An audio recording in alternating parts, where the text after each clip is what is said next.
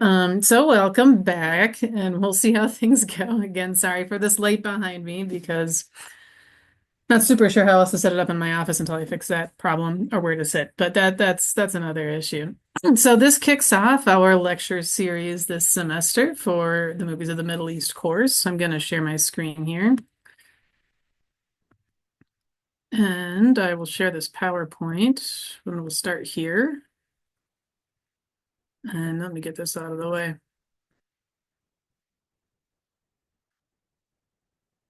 Okay, here we go. Real bad Arabs. I want the chat to be over here, and I don't want it to be over there. All right. So it's so few of us today. If you have any questions as we go through, you can type it in chat if you want to, or you can just sort of like, uh, unmute and chime in. It's up to you. So thanks for coming today. Um, this movie, Real Bad Arabs, How Hollywood Vilifies a People, featuring Dr. Jack Shaheen. I don't know if anybody noticed this, but the music from this movie by his brother, I believe, and he not only wrote it but performed all the music. So I thought that was actually quite interesting. But in any case, before we talk about Real Bad Arabs and what it even means to be an Arab, what does that mean? We need to talk about the Middle East. This class is called Movies of the Middle East, and this sort of dovetails with this lecture series. So, where is the Middle East? I suppose this was supposed to be like a what do you call it? Like a um, animation. But here's some examples. This is from Encyclopedia Britannica of where we think the Middle East might be, or where they think the Middle East might be. My eyes always go to three places. How do they label Israel and Palestine? How do they label Western Sahara, which isn't even on this map? And what about the Aral Sea? The Aral Sea is like almost totally disappeared, by the way. It used to be much bigger than this, and now it's almost totally gone. Mismanagement by the Soviet Union, that's a different class. It's very sad what's happening there. It's a total ecological disaster. But in any case, to the Middle Eastern classroom, the Movies of the Middle East course here, this is the question is where is it? This is just one example. This is inside Encyclopedia Britannica circa 2012. Put in chat like some countries you think like always in the Middle East or where you think of when you think of like the Middle East. And listen, there are no wrong answers here as we're about to find out. And also I'm forcing everybody to use chat. That's the other goal of this exercise. So yeah, everybody put in country that you think is in the Middle East, or you can say it out loud if you want to. I usually think of it as the Levantine area and the Gulf countries. Gotcha. So the Levant, for those of us who don't know, it's like Syria, Jordan, Lebanon, Palestine slash Israel. Here's the Gulf right here. Not Yemen, but it's like Saudi, Qatar, Bahrain, Emirates, and Oman, and Kuwait.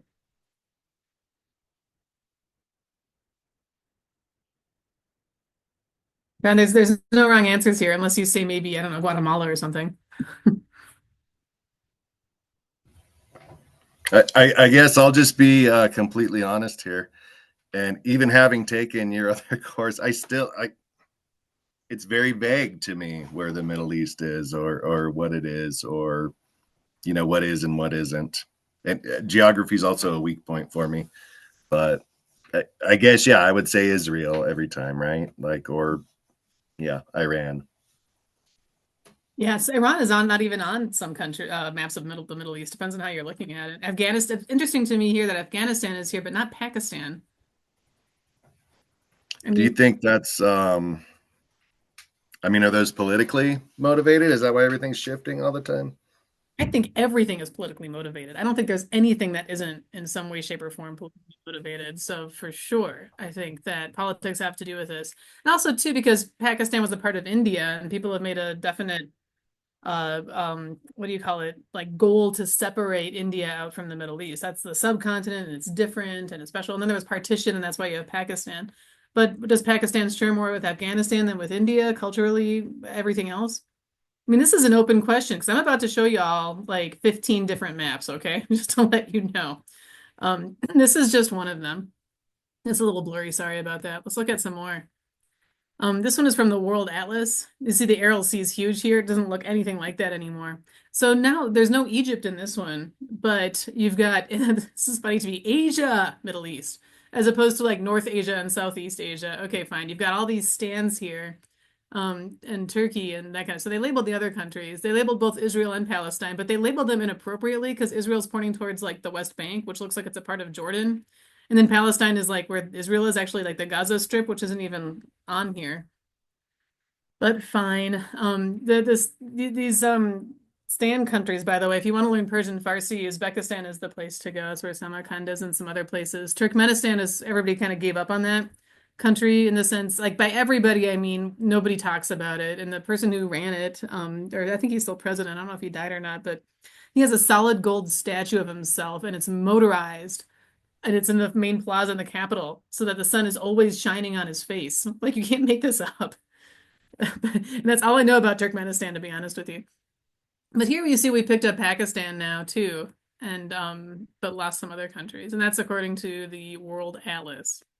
Here's the modern Middle East, another one I found. Palestine is totally wiped away. This area over here is Western Sahara, and that's where Morocco says it owns or lays claim to Western Sahara. Western Sahara people want to be free. Sudan, this is an older map, so it's not even separated here. But you've got Turkey and Iran, but none of the stands anymore. And that's another map that I found. Here's one, a topography one, which I thought was also very political. How do you make mountains political? Well, look, Egypt is not this dry, okay? This makes it look like the Nile doesn't even run to the Mediterranean here. And you have Egyptian cotton, and there are things that grow. And I can tell you, Yemen used to be food rich in the 60s. Like there are green spaces, and certainly in Iran. But no, you get to Europe, and that's where it's green, that kind of thing. Once you get to the north, the safe area. I was shocked to see this, but maybe that's why it's Fine Art America. I don't know. But what's interesting about this map too is it's good to show like where the mountains are because you can see clearly how mountainous Turkey and especially Iran is. And Afghanistan too. So the extent where people, I mean, we're so obsessed with the nation state and these borders, it's easy to ignore the topography. This is why also Yemen has been in dire straits, by the way. That's not because of their topography, but we don't hear much about them. So Syria is up here, and I mean, I'm not saying it's a good idea or safe by any stretch of the imagination, but it's possible to walk out of Syria and go across Turkey or go across the Mediterranean. If you're in Yemen and you're a refugee, you're going to be an IDP, an internally displaced person, usually, because this is impassable desert here, and these are almost impassable mountains. And they call this area right here Bab el-Mandab, which means the Strait of Tears, because it's very difficult to navigate ships through there. And so if you're like a little refugee boat, you're going to have, and then where are you going to go? Djibouti? It's not much, I mean, a lot of politics involved. So this is partially, I think, why we heard so much about Syrian refugees, 15 years ago, but less so about Yemeni refugees. But again, the topography is interesting here too, and also political. I like this map a lot because it kind of shows the different subdivisions or in one-way subdivisions. I mean, because it has the Central Asia and the Caucasus, like Georgia, Armenia, and Azerbaijan, this area here. Kazakhstan is an interesting one to include, but again, because it's Central Asia, so that sort of makes sense. Then you've got the core here, which includes Egypt now, which sometimes it's left off of other maps of the Middle East because it's in Africa. And then you've got Al-Maghrib, which are these countries over here. Morocco, by the way, the word in Arabic for Morocco is Al-Maghrib. But this whole area, sometimes North Africa, is termed the Maghrib states or something similar to this, depending on who you talk to. Every time I say something about a map, a voice in my head is like, well, actually, and no matter what I say, it's going to be either right or wrong, depending on who you talk to. Both Israel and Palestine are represented here, but not Western Sahara in any way.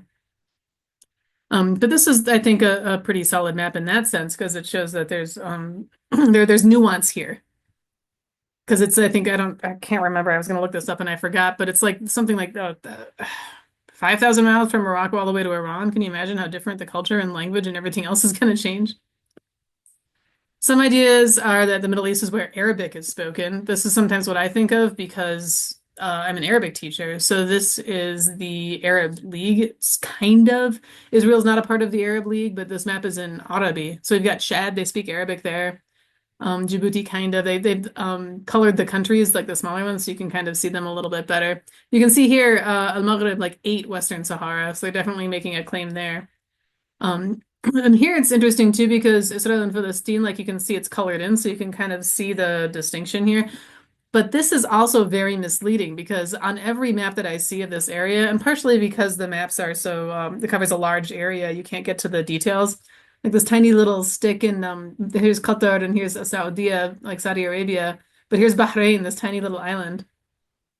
But I think it can be more nuanced because it gives this idea that if you're in Palestine, you have access to all this land here. But a more accurate map is something like this. So there's Palestine, and then we can see sort of the separation of the West Bank there. And you have A, B, and C zones. And even this is not accurate right now for the record. It's even more dispersed. Other people vehemently disagree with this map too, by the way. They said that this map is misleading because of the way that, like, because Jordan here too, like you don't see any Jordan, and Jordan's right over on this side. And Palestine and Jordan had porous borders. So, again, all of these maps, this is to say, is very, very misleading. But what I do like about this map is that at least shows that this area is not one solid block like it is here. And this is the Gaza Strip, by the way, which that shape is changing too. Here's another one. This is the Arab League map. And you see like Comoros Islands way down here. This is Mauritania, this island. They're part of the Arab League, even though their island's very, very, very far south. That's why here on this map too, it's Palestine and not Israel, because Israel is not a part of the Arab League, even though there are Arab Israelis. And this is political too. And then here's another one. Comoros Islands are way down here, but I like this one because the Middle East now, this is all of Africa, and the Middle East is way over here. Like, not even like where the peninsula is. This is what I think of. Like, you always see the Arabian Peninsula as a part of the Middle East, and everything else seems to be somewhat optional. Some people say the Middle East is where Islam is, and I think maps support this as well. Some maps, here's one that is very politically motivated because it talks about Muslims as percentage of national population and not by population themselves. So Indonesia is the most populous Muslim state in the world, but this map doesn't reflect that because that's not the population. That's not the percentage of the population. There's multiple religions there. But it makes it look like there's this block, and it's intended to make it look like Muslims are taking over France and this kind of stuff. I think that's actually where I pulled this map from. And it looks very official because you've got this like Muslim world circa 2000, that kind of thing. But the person who made this map definitely had an agenda. Here's this map too. Also, the agenda is quite clear, I think, because it says the Arab/Muslim countries in red. But that's not true because you have this, like, the Maldives aren't this entire area. They're tiny islands, and they just like, claimed all this ocean, I guess is also where Muslims live. But also too, you can kind of see like the red dripping down. It doesn't follow the borders. So this is not an accurate map in that sense. But they're trying to show like, look, it's just this little tiny area, and look at all the area that you have, and trying to make this sort of a dichotomy of one versus the other. But they don't have any in India. Right. Yeah, and like it's kind of unclear why they colored some of these areas like India green. Mhm. It's a misleading map, I guess is what my point is. And all maps are misleading because all maps are created with a political idea in mind. This is one from the Onion, which this was from over 10 years ago, but everyone in Middle East given own country and 317 million state solution. But you can kind of see too, like this is where the Onion thinks the Middle East is. Like it's not even following the borders here properly, but that's not the point of this map, it's satire. So what I want everybody to take away from this is that the Middle East is not the Islamic world, is not the Arabic speaking world, at least not necessarily. I'm going to pause here for questions and just go back to this map. Well, I had a thought, kind of tying into the movie world. So, like Egypt in general is considered like the central like language area of where films and stuff came out and spread through the Arabic world. So everything is kind of centralized in that sense. For context, I'm from Tunisia. So uh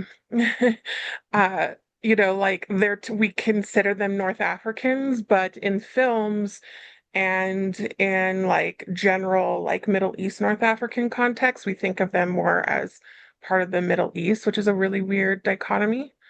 Um, and so in film and media really is a big component to like look at in a map because simply of that one context. Sorry, I'm a little like frazzled in my brain, but I hope that made sense. No, totally. Totally did. I'm a little frazzled too because technology always fails me, and so I'm happy things are going more or less okay today. But depending on anything is I get frustrated. But yeah, I was gonna tell this story later, but I took a class on Islam in Africa, and we had a Tunisian girl in the class, and he said, "Well, you're African," and she said, "I'm not African, I'm Arab." And they got in a fight about it, and I got a little I felt very uncomfortable because who is somebody to tell somebody else what their identity is and tell them they're wrong about their own identity?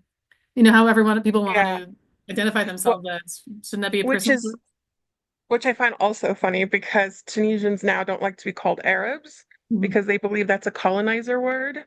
And so they want to be distinguished specifically as, Maghrebi or North African, but we are not Arabs, we are not Middle Easterners, we are our own thing. So even that evolves. But I know kind of what she was getting. I think of like Arab more as like an Arab speaker, not so much the colonizer side.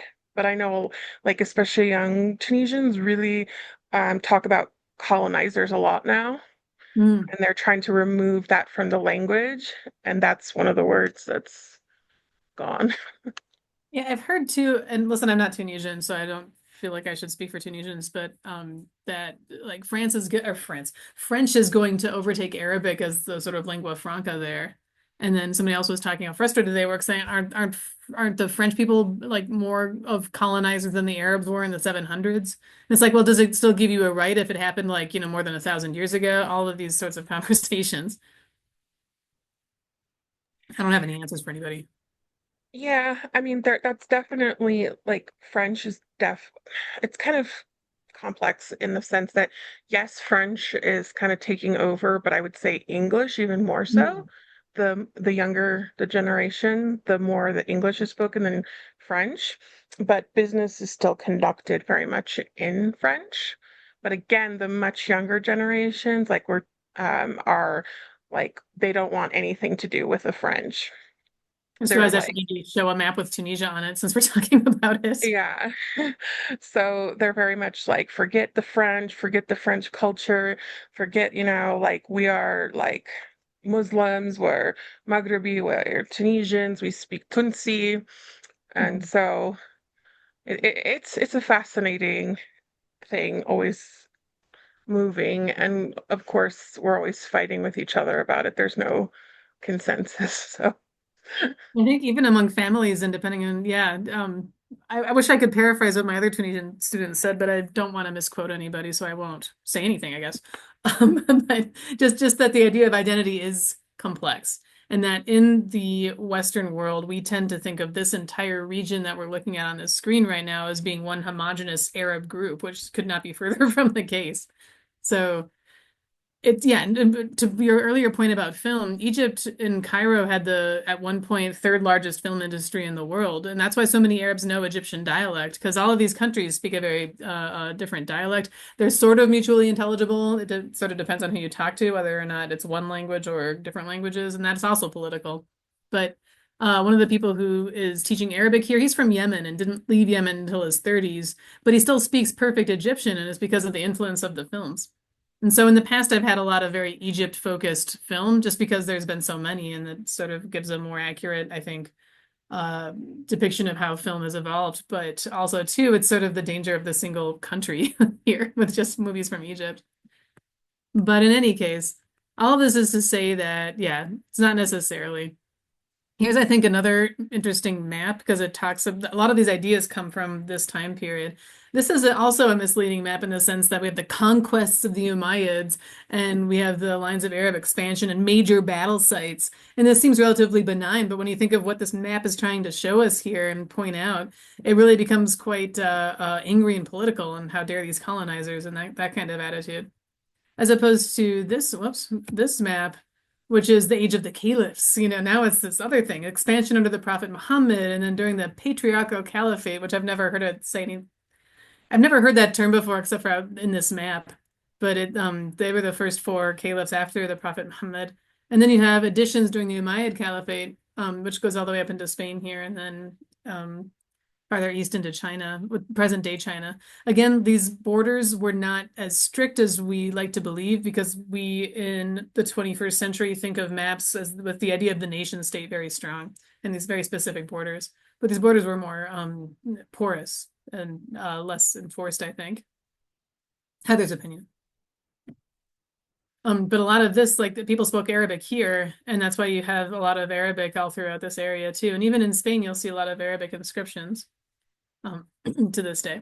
Iran, they kept a hold of the Persian language though, and there's other like indigenous languages here too, like Siwan and Sokotri and other languages as well. But we have to look to history to see identity. And the fact that Tunis and other countries, Tunisia, like are reframing this identity, I think can only be a positive thing because if we know who we are, we can know where we can go. Maps really matter at the end of the day. Where we think the Middle East is matters as well. And I just want to ask a quick question. Who supports the bombing of Agrabah?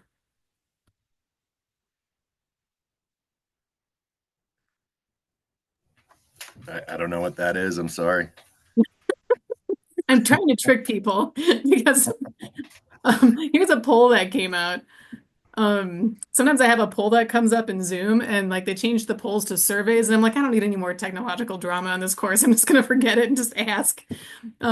This is a 2015 poll that came out and the response was that 30% of Republicans, 19% of Democrats, and 41% of Trump supporters favor bombing Agrabah. This is before he was elected president, and I think it's interesting they separated Republicans and Trump supporters in such a way. Agrabah, for the record, is where Aladdin is from. It's not a real city; it's a fictional city. And that they based Agrabah, by the way, off of like the Taj Mahal, at least the Sultan's palace. You don't see onion domes in the Middle East like this, I'm against it. right? I mean, but it's a wild question that came out of nowhere, right? Too, because people are like, what? Like, what am I supposed to say? You know, this is for a class. You know, am I going to get graded? And all these other considerations too. I think we have to be careful with polls, by the way, because this poll had an intention and a purpose.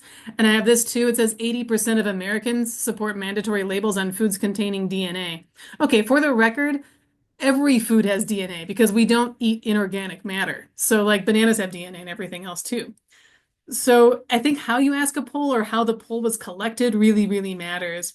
I don't know how many of you are old enough to remember jaywalking. Jay Leno was like a talk show host. He'd go out and walk the streets and like ask people random questions about geography or whatever.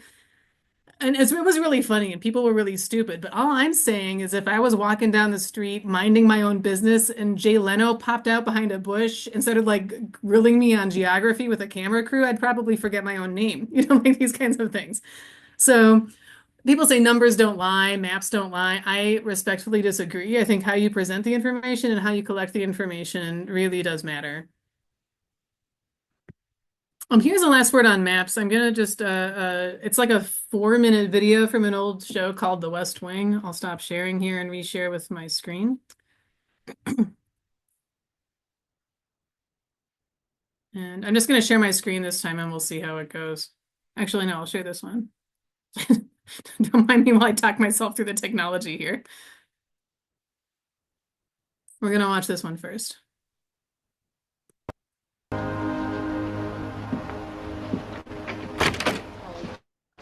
Hi, I'm sorry. Oh, Sorry to be late. not a problem. I'm CJ Craig. Of course you are. I'm Dr. John Fallow. This is Dr. Cynthia Sales and Professor Donald Huke. Hugh. Huke. Okay, and you are the Organization of Cartographers for Social Equality. Well, we're from the OCSE. We have many members. How many? 4,300 dues-paying members. What are the dues? $20 a year for the newsletter. Let's start. Wait, I want to see this. This is Josh Lyman. Indeed you are. Josh, this is Dr. Fallow, and Hi. who's Mary Men. Yes. Should we begin? Yes. Plain and simple, we'd like President Bartlett to aggressively support legislation that would make it mandatory for every public school in America to teach geography using the Peters projection map instead of the traditional Mercator. Give me $200 and it's done. Really? No.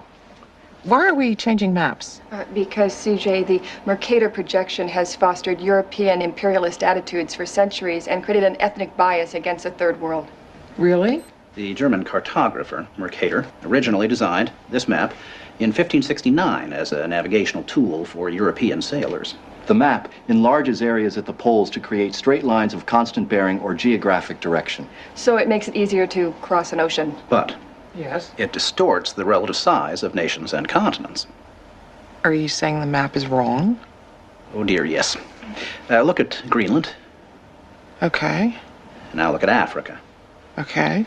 The two land masses appear to be roughly the same size. Yes. Would it blow your mind if I told you that Africa is in reality 14 times larger? Yes? Here we have Europe, drawn considerably larger than South America. When it's 6.9 million square miles, South America is almost double the size of Europe's 3.8 million.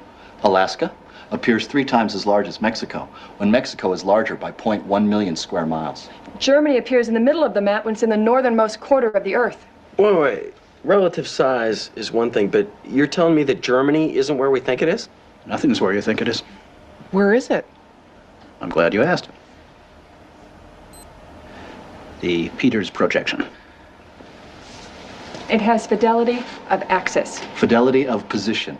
East-west lines are parallel and intersect north-south axes at right angles. What the hell is that? It's where you've been living this whole time. Should we continue? Uh-huh.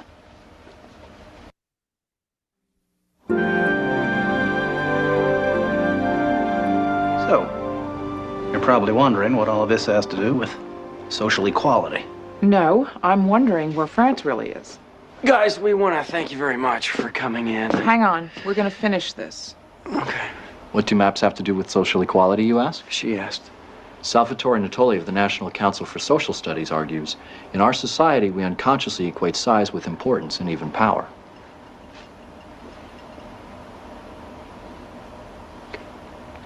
I'm going to check in on Tobin. Go. These guys find Brigadoon on that map. You'll call me, right? Probably not. Okay. When third world countries are misrepresented, they're likely to be valued less.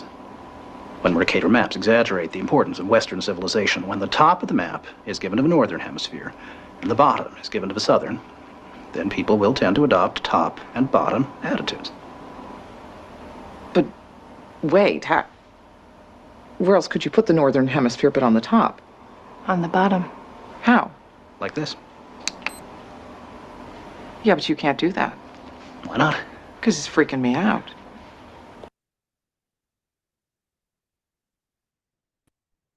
That's basically that. That's from the show West Wing that is like 20 years old now, but I think it's still a pretty solid 4-minute explanation. All right, I'm paused here for questions because that's all I have to do to say about maps and where the Middle East is. I don't have a pat answer for anybody, but there is a question that's coming up on the quiz that asks where the name 4 countries that are for sure in the Middle East, and you'd better label the ones that are in the Arabian Peninsula. And you can pull up another map. I don't expect you guys to memorize all the countries of the Arabian Peninsula for the record. But people always put some one South Africa or something like that, you know. There's some countries that are always on every single map, and they're all the ones that are on that peninsula in the Levant area, as Sarah mentioned earlier. Okay, so let me go back to this part. I'll escape out of this if I can. And go back to the PowerPoint, back to the movie here. Real Bad Arabs. Let's talk about stereotypes. Because this, everybody can see the screen okay? I can't see your faces, so you have to type in chat. Can you hear me okay? Am I still here? Okay, thanks. I would like to double check because we've all been in those Zoom meetings where the professor or the instructor or whatever is just talking and they're like, nobody can hear you for the last 20 minutes. All right. This movie's all about stereotypes. But before we even talk about that, the title of the movie and book the movie is based off of includes the word Arab. And so here's the question is who are Arabs? And I'm asking everybody really quickly, let's see in the chat, how would you define Arab? Because if I say this is an Arab movie, we all have an idea of what that might look like, even if that idea is wrong. So we want to be brave and type in an idea? Or say something? Someone who's Arabic? Arabic speaking people? Sure. Someone who speaks Arabic? Am I Arab? I teach Arabic. That's my main job at UNM. You might be if you define yourself that way. Yeah, if you can adopt a culture, I believe. I think so. Every once in a while, I get somebody who like accuses me of like trying to be Arab, and I want to be Arab, and blah blah. And I mean, and it's like wearing brown face, and I'm like, What?" You know, I that that's never been my intention to misappropriate a culture and claim it as my own for the record. But it's listen, y'all. I just want to tell you, I went down a huge rabbit hole. I thought this was going to be a straightforward answer, and I've got like let's hear some common ideas. Okay, so Arab is somebody who's Muslim. Arab is anybody who speaks Arabic. Arab is somebody from the Arabian Peninsula, from one of the 22 Arab League states, including North Africa. Somebody whose parents were Arab, maybe. Arab looks like this dude here on the left. I created this image with ChatGPT because I was curious what stereotypes might come out of ChatGPT. And that's, I guess, the quintessential Arab. By the way, whenever you ask ChatGPT to give you a picture of somebody, unless you specify it must be a woman, it's always a man. At least that's been my experience. And I didn't really know what you would say, so I just left some question marks here. But in any case, get ready for a lot of text, okay? Which I know is not how PowerPoints are supposed to work, but this is what I sort of found. Pre-Islam, the term Arab was used for the people who had three characteristics. Their language was Arabic, they were children of Arabs, and whoever Arabs are, right? And their residence was in the land of the Arabs, meaning here the Arabian Peninsula. But after the coming of Islam, it spread, and the spread of Islam in the world, the term Arab came to be meant as Muslim. And it was said that if a person was Arab, it meant he was a Muslim. That's not the case anymore, by the way. I just want to be clear that there's plenty of Arabs who are Jews, Arabs who are Christians, Arabs who are atheists, etc. But we're talking like the 600s here. So Abu Ja'far Muhammad ibn Ali ibn Hussein bin Ali, who was alive in that time, and he's the fifth Imam for those of us who know anything about Shia Islam and the Fiver Shias. He specifically said whoever is born in Islam is an Arab. And the reference to all of this, by the way, is a famous sheikh. Basically, his name is Ibn Taymiyyah, and this is when he was alive, 1300s. This is an artist's rendition of what he might look like. I think it's really funny every time people draw like or paint like a sheikh or an old man. They always look so sad and old somehow. That stereotype doesn't seem to change. So I'm going to tell you another story here. Once during the time of the Prophet Muhammad sallallahu alaihi wasallam, a hypocrite named Qais ibn Mutatiyah tried to pour scorn on and disgrace on sections of the Muslim community. Qais had come upon a halaqah in which there was Salman al-Farsi, he was Persian, Suhaib al-Rumi, he was Greek, and Bilal al-Habashi, an Ethiopian. May God be pleased with him. And he said, Qais, the Aus and Khazraj have stood up in defense of this man who's Muhammad, and what are these people doing with him? So Muad, who was a guy who was in this halaqah, he was furious and informed the Prophet Muhammad of what Qais had said. The Prophet was very angry. He entered the mosque and the call to prayer was given. This was the method of summoning Muslims for an important announcement, not just prayer at the time. So he stood up, praised and glorified God, and said, "Your Lord is one, your ancestor is one, your religion is one. Take heed, Arabism is not conferred on you through your mother or father, it is through the tongue, the language of Arabic. So whoever speaks Arabic, he is an Arab." And I wanted to recite this exactly because we're getting into hadith territory. Hadith is everything that Prophet Muhammad said and did, sallallahu alaihi wasallam.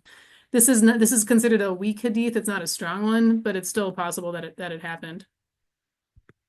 In this way. And then so this is like this is all to say that Arabs at the time were conferred a particular status, a social status. And so when Muhammad was trying to create a society, an equal society, he was trying to say we're all Arab here.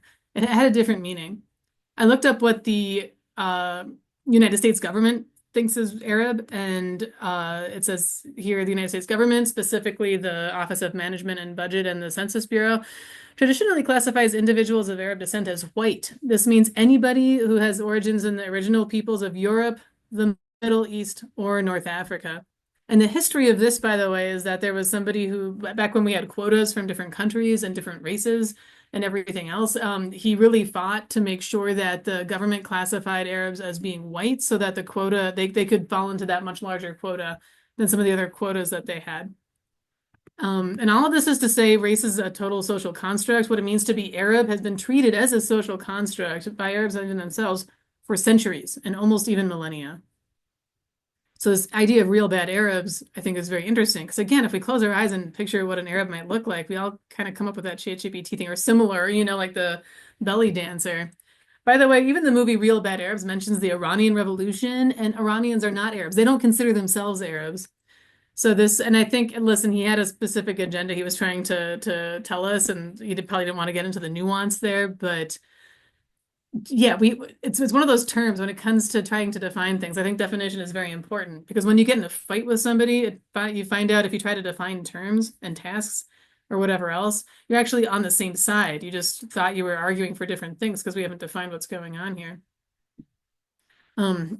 Yeah, and white, as to put your point in the chat here, total social construct. Heather's opinion. I want to be clear about that.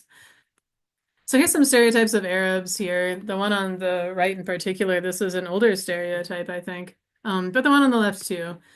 I don't know if anybody remembers this that happened. Aman Borhan Al Ghala, he was supposedly deported from Saudi Arabia for being too handsome. This wasn't true. This wasn't what happened, but he is a male model and he did nothing to dispel this rumor. Let me tell you, people were into it and his Instagram page got all kinds of hits, I guess. But this idea of Arabs being sexy and hot and, with harems and everything else, all of this comes from the Arabian Nights. Here's a comic, The Arabian Nights. If you've taken the class, you've seen this image before. I mean, my God in heaven, how many stereotypes can we count up here? And this is not that old of a comic book. But when The Arabian Nights was first appeared in Europe, it was supposedly translated by a Frenchman and brought over to Europe. The Europeans had never read anything like it. Flying carpets and women teasing men and stripping them naked and then getting them to run through marketplaces and all kinds of scandalous things happen in these books. And yeah, so there's this idea, especially when it was harder to travel, that this is what the land was like, this Arab land that people lived in. And that's where that stereotype come from. But stereotypes change. Here's a relatively benign one. I remember when, we elected Barack Obama and people were saying, but isn't he Muslim? He must be Arab, all of these other things that come along with it. And, the photoshopping that happened and everything else. It was seen as a negative somehow. Here's a more recent one, though. I don't know. Mamdani is the recent mayor of New York who was elected. So there's this rumor pops up every once in a while. Now we're required to teach Arabic numerals. Posts on social media are warning that he's expected to introduce rules to require all public schools to learn Arabic numerals. So just for the record, the numbers we use today are Arabic or Arab numerals. These ones on the bottom here. The ones on the top, they're actually Hindi numerals. Sort of what happened with the numbers is they all kind of migrated west. The Arabs had the word for zero, sifr, and the idea of the 10 placeholder, and it was that idea, the 10 placeholder, was brought over to Europe. The word sifr, that's where we get the word cipher from, cipher being this sort of unknowable code or idea. It was very confusing. We've grown up with zero, so it's not so confusing, but back in the day, it was utterly baffling that you could have like a 1 and a 0, and that stood for 10. Somebody told me this is actually not true. This is a total lie. Whatever. If it's a total lie, it's an amazing coincidence. But in any case, Muslims in general, especially back in the day, very interested in geography and geometry, so they could pray towards Mecca and knowing where it was. And that's one of the ideas behind these numbers. It was really important. Pop ciphers, yeah. And then 0 angles here. So again, all of this is just these ideas like, oh no, Mom, Daddy's gonna teach Arabic numerals. Okay, sure, fine, whatever. I've got just a couple more videos to end with here. Some of them like being stereotypes of speaking in Arabic in public, and that's like a 7-second video. And then I'm going to show you one that is satire. Okay, satire from an Iranian comedian. I like to emphasize this because we don't. By we, I mean Americans don't really understand how satire works all the time, and it seems like it's offensive on the surface, but he's trying to make a point through this satirical video. So I'll go through here.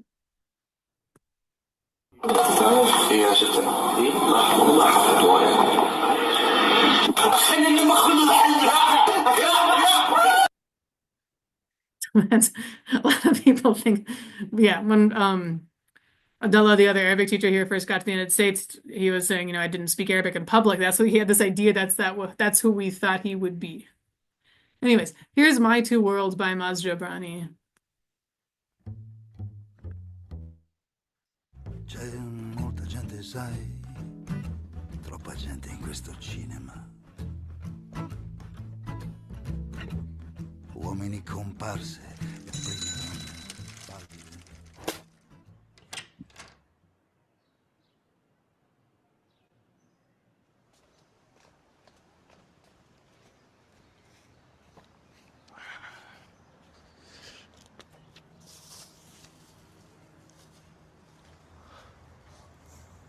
Mother. Oh, snap. Why would you put a dash between A and Rab? Sorry.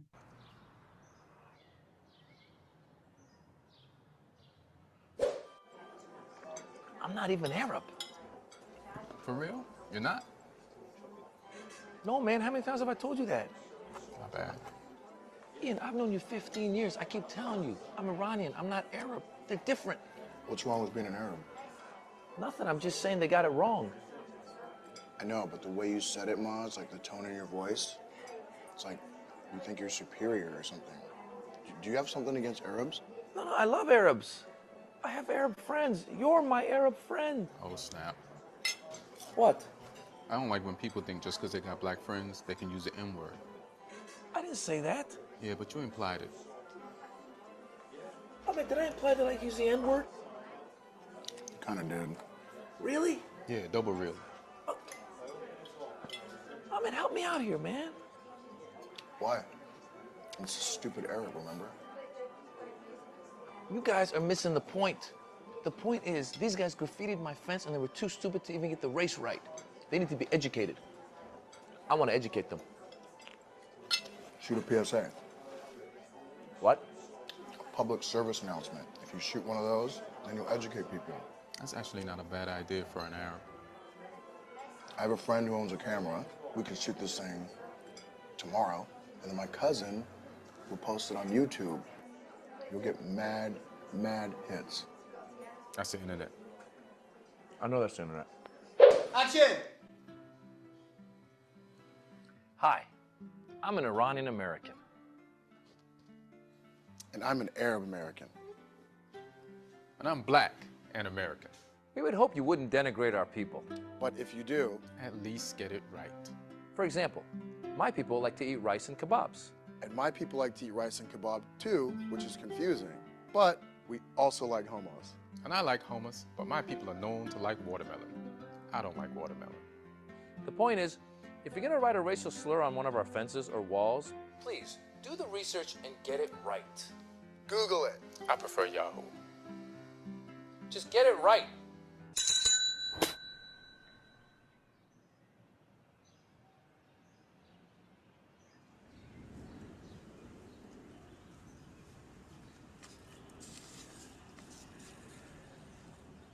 Ha!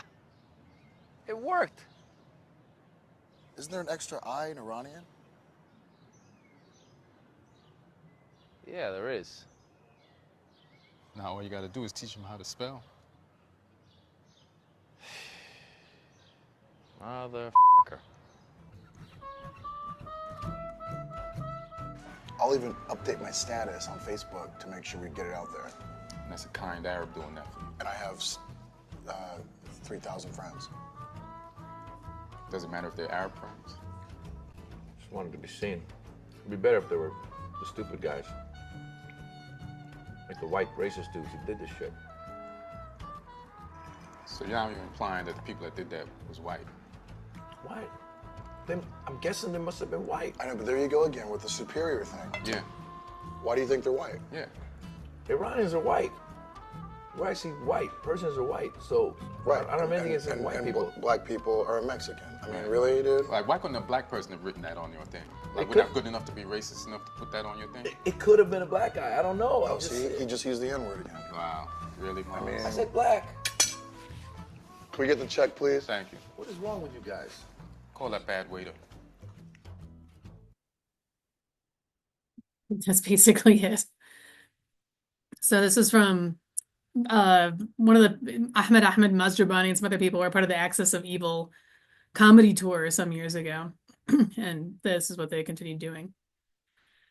But all of this is to say is as we go through watching all these movies together throughout this course, what are the identities of the peoples in them? Does it even come up? Is it understood and assumed? Because most of the movies we're watching, let's say we watch a movie from Egypt, it was made by an Egyptian and it was meant for Egyptians. So sometimes these questions don't even come up. But they might to us. We live in a different context. And we're not the intended audience. Or are we? Isn't film supposed to be universal? Don't the best messages have universal themes? I mean, these are questions we'll be exploring throughout the course.